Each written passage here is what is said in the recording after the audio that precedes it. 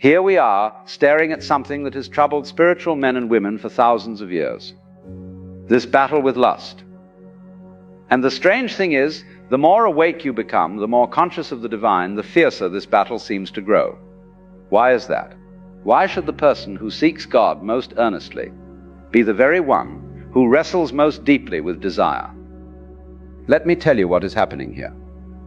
And I must warn you, this is not the comfortable sermon you might expect. This is about seeing the whole picture, not just the parts we like to talk about in public.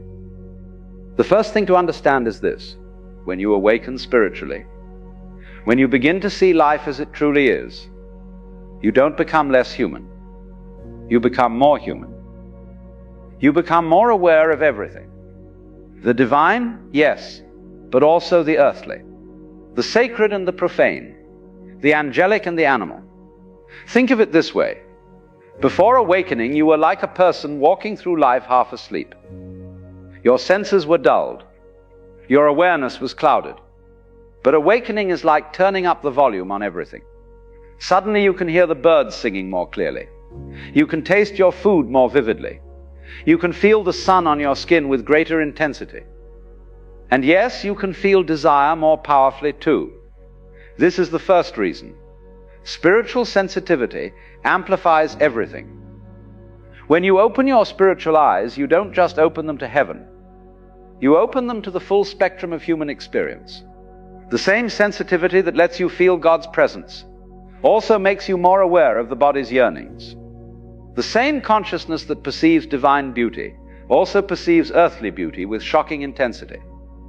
The old religious teachers often missed this point.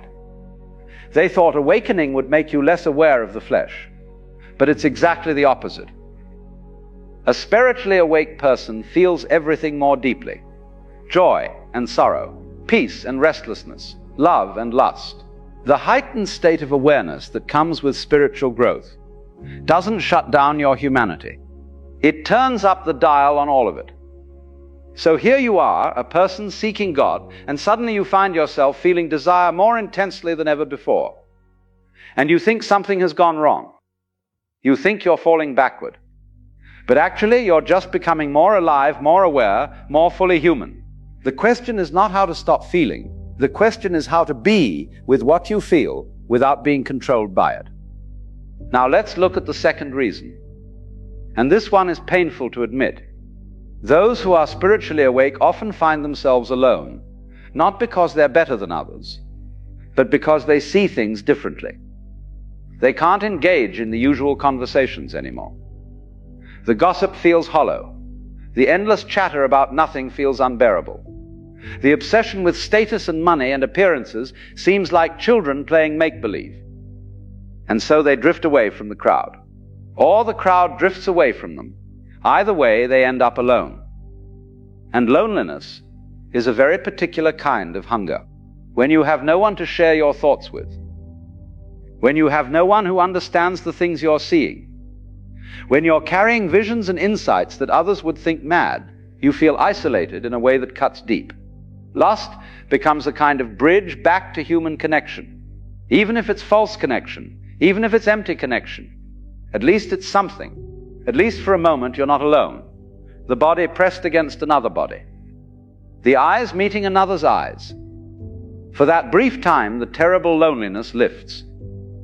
Do you see the trap? The very path that leads you closer to truth also leads you further from the crowd. And the human animal in you cries out for contact, for touch, for the warmth of another. Lust offers a counterfeit solution. It promises connection but delivers only more isolation. Because after the moment passes, you're still alone, often more alone than before. This is why so many spiritual seekers, so many monks and mystics and holy men and women throughout history have struggled in secret with desire. They withdrew from the world to seek God. And they found God, yes, but they also found crushing loneliness. And lust came knocking at the door of that loneliness, offering companionship, even if only for an hour. The third reason is perhaps the most mysterious. When you begin to wake up spiritually, you become a threat. Not to people necessarily, though sometimes to them too. but you become a threat to the forces that keep humanity asleep. Call them what you will. Demons, if you like. The powers of darkness. Or simply the momentum of unconsciousness that governs most human life.